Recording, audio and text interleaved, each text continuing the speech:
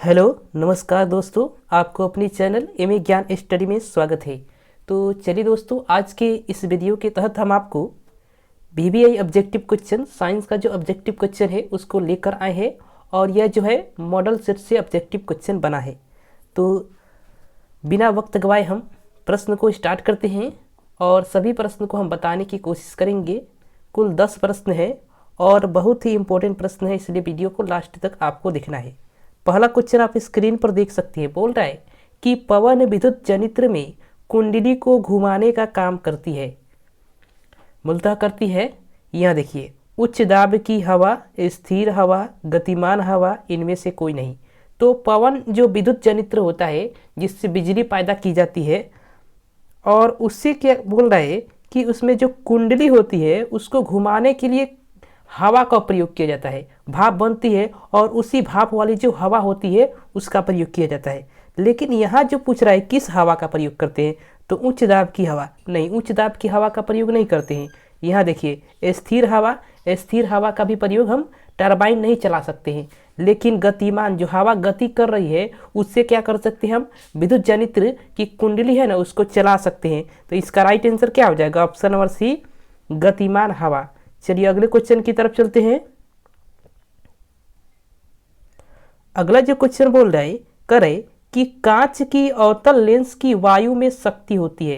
कांच की जो अवतल लेंस होती है उसकी वायु में शक्ति क्या होती है पूछ रहा है। यहाँ देखिए, ऋणात्मक यानी माइनस, धनात्मक यानी प्लस, कभी कभी धनात्मक, इनमें से कोई नहीं। तो इसका राइट आंसर बता देते, इसका राइट आंसर हो जाएगा ऑप्शन नंबर ए, ऋणात्मक होती है यानी माइनस में होती है।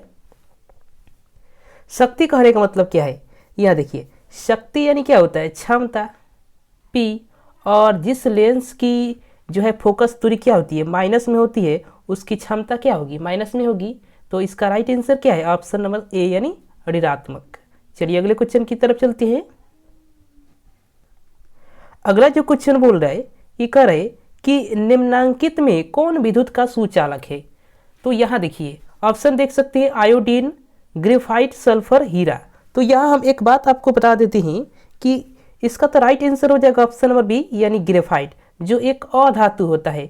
अगर आपसे पूछे कि उस अधातु का नाम बताए जो विद्युत का क्या होता है, सुचालक होता है, तो इसका राइट आंसर हो जाएगा ऑप्शन नंबर बी यानी ग्रेफाइट। ग्रेफाइट जो होता है एक अधातु है जो विद्युत का क्या होता है, सुचालक होता है। अगर एक और क्वेश्चन होता है कि आयोडीन जो होता है सबसे चमकीला जो होता है, चमकीला अधातु होता है, यह भी एक अधातु है। अधातु जो क्या होती है, में चमक नहीं होती है। लेकिन अगर आपसे पूछे कि उस अधातु का नाम बताए जिसमें चमक होती है यानी चमकीला होता है, तो उसका नाम है आयोडीन, जिसका संकेत क्या होता है, आई होता है। यहाँ देख सकते हैं। और सल्फर, सल्फर जो है इसे हम गंधक के नाम से भी जानते हैं और इसका संकेत क्या होता है, एस होता है।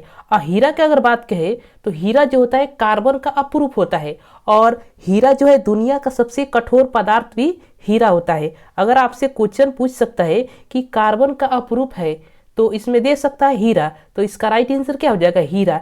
ग्रेफाइट भी क्या होता है, कार्बन का एक अपरूप होता है, इसको भी याद रखेंगे। चलिए अगले क्वेश्चन की तरफ चलते हैं।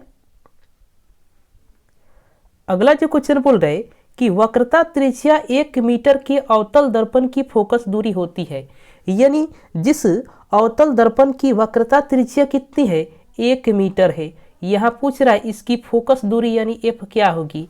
तो वक्रता त्रिज्या की आधी होती है यानी एफ बराबर r/2 होता है। लेकिन यहाँ हमको क्या दिया है, 1 मीटर दिया है। 1 मीटर बराबर कितना होता है, 1 मीटर बराबर 100 सेंटीमीटर के बराबर होता है। तो 100 सेंटीमीटर जो होता है 1 मीटर के बराबर होता है, तो 100 का आधा कितना होता है, 50 होता है। 50 सेंटीमीटर हो जाएगा। तो एफ बराबर कितना हो जाएगा, 50 सेंटीमीटर, यानी ऑप्शन नंबर बी इसका राइट आंसर हो जाएगा। चलिए अगले क्वेश्चन की तरफ चलते हैं। अगला जो क्वेश्चन बोल रहा है कि सघन माध्यम से विरल माध्यम में जाती हुई किरण अविलंब से विचलित होती है। तो मान लीजिए एक दो माध्यम है और माध्यम जो होता है चेंज होता है, तो प्रकाश का क्या होता है, अपवर्तन होता है। तो यहाँ देखिए, मान लीजिए एक किरण ऐसी आ रही है और इस माध्यम में प्रवेश कर रही है, और इस तरफ मुड़ रही है, तो इसका क्या हो रहा है, अपवर्तन हो रहा है, आप देख सकते हैं। और ये जो खींचा जाता है ना, वही अभिलंब होता है। तो यहाँ आपको कह रहा है कि सघन माध्यम से विरल माध्यम में जब किरण जा रही है तो अभिलंब से विचलित होती है, यानी अभिलंब से दूर होती है कि नजदीक आती है। तो ऑप्शन है अभिलंब से दूर, अभिलंब के साथ संपाती, अभिलंब के नजदीक, इनमें से कोई नहीं। तो इसका राइट आंसर है ऑप्शन नंबर ए, यानी अभिलंब से दूर हट जाती है। क्यों हट जाती है, क्योंकि जब सघन माध्यम से विरल माध्यम में आती है तो सघन माध्यम से विरल माध्यम में आने की वजह से किरण जो है अभिलंब से दूर विचलित हो जाती है। तो इसका राइट आंसर हो जाएगा ऑप्शन नंबर ए, अभिलंब से दूर। लेकिन अगर आपसे क्वेश्चन पूछ दे कि अगर विरल माध्यम से सघन माध्यम में जा रही है किरण, तब क्या होगा, तब जब विरल माध्यम से सघन माध्यम में किरण जाएगी उस समय अभिलंब के नजदीक जो होगी आ जाएगी किरण। इस बात को भी याद रखेंगे। एक और बात होता है कि अगर सीधे निकले किरण, अगर सीधे पड़ जाए लंबवत, ये है तो लंबवत अगर किरण यहाँ पड़ जाए, इसको पहले हटा देते हैं, यहाँ देखिए इस प्रकार है, और यहाँ लंबवत किरण पड़ जाए तो सीधे बाहर निकल जाती है, इसमें किसी प्रकार का विचलन नहीं होता है, यानी अपवर्तन नहीं होता है। इस बात को भी याद रखेंगे। तो चलिए अगले क्वेश्चन की तरफ चलते हैं। इसका राइट आंसर है ऑप्शन नंबर ए, यानी अभिलंब से दूर। चलिए अगले क्वेश्चन की तरफ चलते हैं। अगला जो क्वेश्चन बोल रहा है कि विद्युत धारा उत्पन्न करने की युक्ति है। ऑप्शन है जनित्र, मोटर, एमीटर, गैल्वेनोमीटर। तो इसका राइट आंसर हो जाएगा ऑप्शन नंबर ए। विद्युत धारा उत्पन्न करने की जो युक्ति होती है वो क्या होती है, जनित्र होती है, जिसे जनरेटर के नाम से भी हम जानते हैं। इस बात को याद रखेंगे, जनरेटर के नाम से भी जानते हैं। यहाँ देखिए मोटर है, एमीटर है, गैल्वेनोमीटर है। लेकिन एक बात आपको ध्यान रखना है कि विद्युत धारा नापने वाला जो यंत्र होता है, विद्युत धारा नापने के लिए जिस यंत्र का प्रयोग करते हैं वो एमीटर होता है, और गैल्वेनोमीटर जो होता है विद्युत धारा के प्रवाह को प्रदर्शित करता है। इस बात को भी याद रखना है आपको। चलिए अगले क्वेश्चन की तरफ चलते हैं।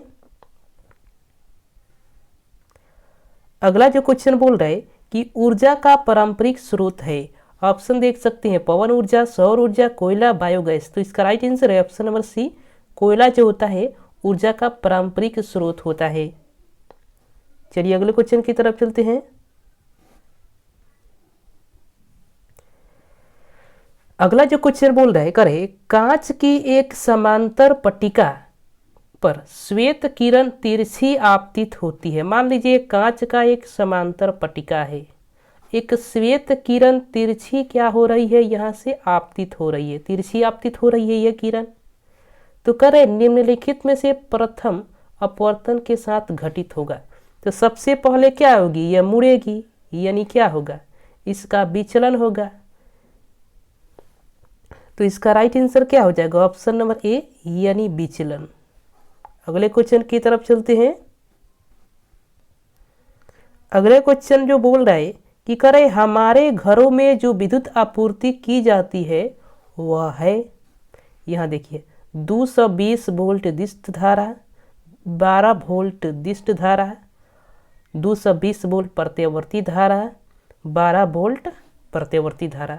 तो आपको एक बात हम बता दे रहे हैं कि हमारे घर में जो विद्युत आपूर्ति की जाती है उसका हर्ज पावर होता है 50 HZ होता है, इतना आपको पता होना चाहिए। और जो होती है 220 वोल्ट AC होता है, इतना भी आपको पता रहना चाहिए। तो यहाँ देखिए इसका राइट आंसर क्या हो जाएगा, ऑप्शन नंबर सी, 220 वोल्ट प्रत्यवर्ती धारा, जिसको हम AC के नाम से भी जानते हैं। अगर आपसे क्वेश्चन एक और पूछता है कि घर में जो विद्युत परिपथ जो जुड़े होते हैं वो किस क्रम में जुड़े रहते हैं, तो आपको याद रखना है कि समांतर क्रम में जुड़े रहते हैं। चलिए अगले क्वेश्चन की तरफ चलते हैं। अगला जो क्वेश्चन बोल रहा है कि जस्ता की परमाणु संख्या है। ऑप्शन है 24, 28, 29, 30। तो यहाँ देखिए जस्ता का संकेत क्या होता है, Zn होता है। जस्ता किस ब्लॉक का तत्व है, D ब्लॉक का तत्व है, इतना बात आपको पता रहना चाहिए। जस्ता की परमाणु संख्या कितनी होती है, 30 होती है। तो इसका राइट आंसर क्या हो जाएगा? ऑप्शन नंबर डी यानी 30 हो जाएगा।